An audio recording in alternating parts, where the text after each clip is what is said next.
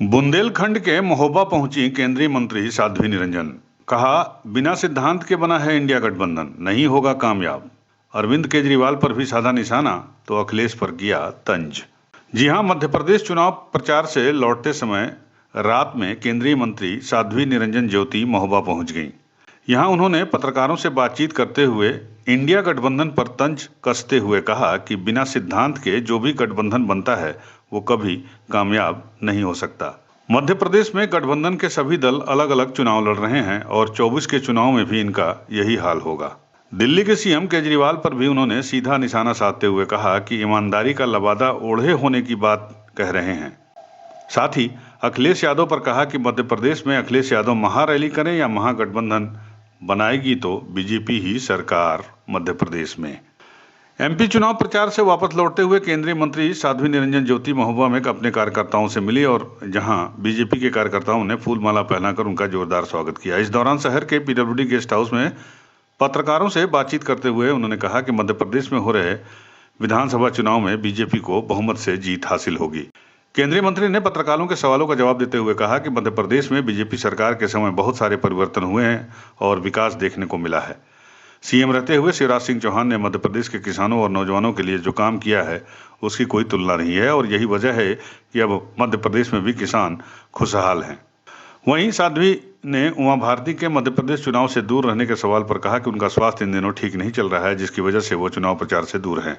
बाकी उनका जो सम्मान पार्टी में पहले था वो आज भी बरकरार है, आगे भी रहेगा। मुझमें और उमा दीदी में कोई अंतर नहीं है। उन्होंने अखिलेश यादव की मध्य प्रदेश में होने वाली महारैली को लेकर निशाना साधा और कहा कि अभी महागठबंधन बन रहा है और अब महारैली हो रही है, इससे कोई फायदा नहीं होगा। सरकार भारतीय जनता पार्टी की ही बनेगी।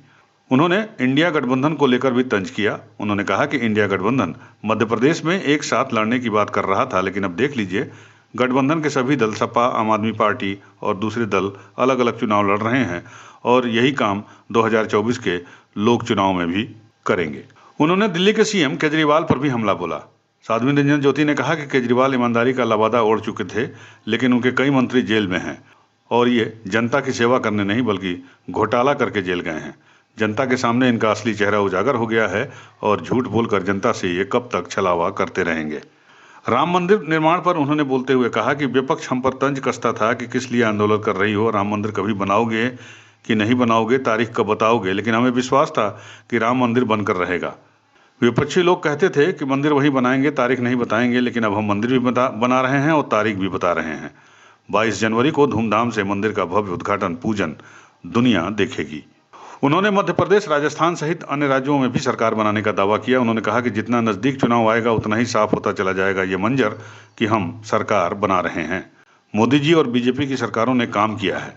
कोविड के समय यदि देश की बागडोर पीएम मोदी के हाथ में न होती तो जितने लोग बीमारी से न मरते उससे ज्यादा भुखमरी से मर जाते और इन्हीं काम के बल पर हम जनता के बीच जा रहे हैं।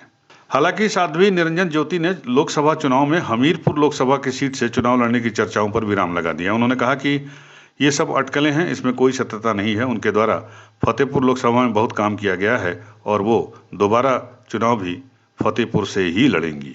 मध्य प्रदेश में सरकार पुनः भारतीय जनता पार्टी की बनेगी। 3-4 विधानसभा में होकर के आए हूँ। पहले मध्य प्रदेश हरियाणा और पंजाब की तरह गेहूं और चावल उगाने में नंबर 1 है। वही किसान है 2003 के पहले जो था। अब फर्क क्या हुआ कि लाइट समय पर मिल रही है, रोड अच्छे हो गए हैं, पानी लोगों को मिल रहा है। इसके कारण मध्य प्रदेश का बहुत बड़ा परिवर्तन हुआ है और भारतीय जनता पार्टी के मुख्यमंत्री के रूप में शिवराज सिंह जी ने बहुत अच्छा काम किया है। 2003 के बाद माने चली गई है, ऐसा क्या कारण है? नहीं, ऐसे तो 19 के चुनाव में भी अपने स्वास्थ्य की असमर्थता जाहिर करते हुए उन्होंने अपने को बैक कर लिया था और सचमुच में उनका थोड़ा स्वास्थ्य वैसा रहता भी है। 19 का चुनाव भी वो स्वास्थ्य का कारण बता के नहीं लड़ी थी और पार्टी उनका जितना सम्मान पहले था अभी भी पार्टी में उनका हमेशा रहेगा। ऐसा नहीं है, उमा दीदी और मेरे में कोई अंतर नहीं है।